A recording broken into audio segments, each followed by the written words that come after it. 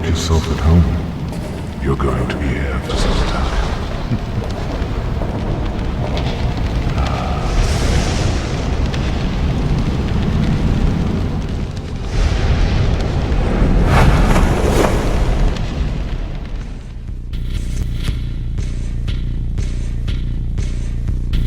Hi, this is Tom Loughton from Nimba Creations. In this video, I will be applying our reusable silicone vampire brow. This piece is made in unencapsulated silicone and features very thin edges. It is a lot easier if you fit the contact lenses before the prosthetic.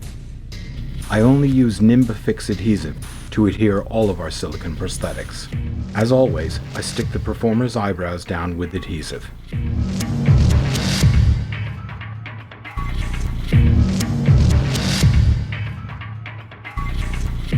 A thin film of Nimbifix is applied to the back of the thoroughly cleaned silicone prosthetic.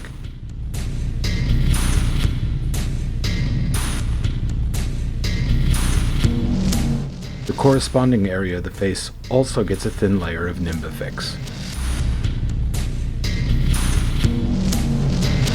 When the adhesive is dry both on the prosthetic and the skin, the brow is offered up and pressed firmly into place.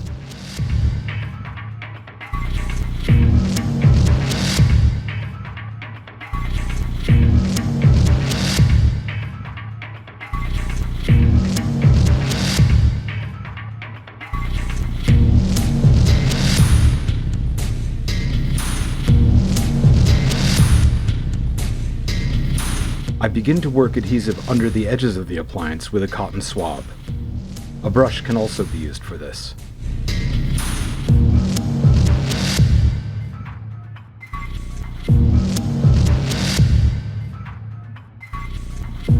I often roll the swab to both spread adhesive and to make sure there are no folded under edges.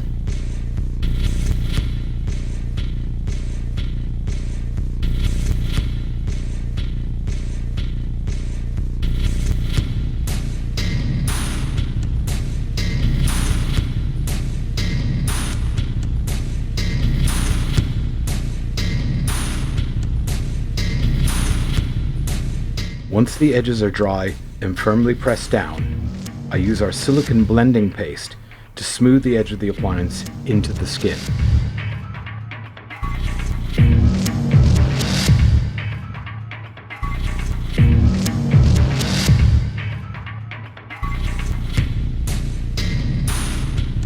This illustration will help clarify what one is trying to do when blending a seam. If you have an appliance with a thick, visible edge, you need to fill the gap between the hard edge and the skin. Spreading blending paste evenly over the visible edge, the prosthetic, and the skin simply amplifies the problem. You want the blending paste to provide a smooth transition from the skin up to the hard edge of the appliance. Think of it as a ramp. I use a thin and flexible metal spatula to apply the blending paste.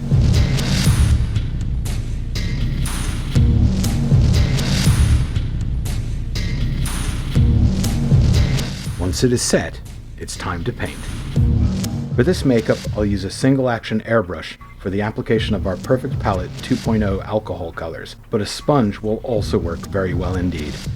You can also paint silicone prosthetics very well with cream makeup colors. I start with a pale flesh tone. Don't forget to have your model close their eyes and hold their breath. I use a battery-powered fan with safe foam rubber blades to clear the air around the performer's face.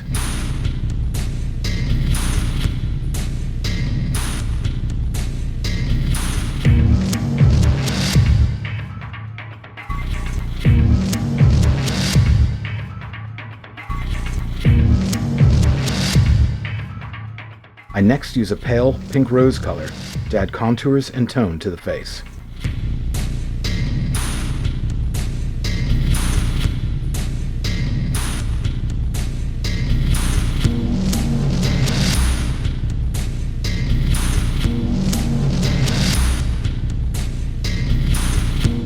final color I airbrush is a dark gray to add depth to the facial features.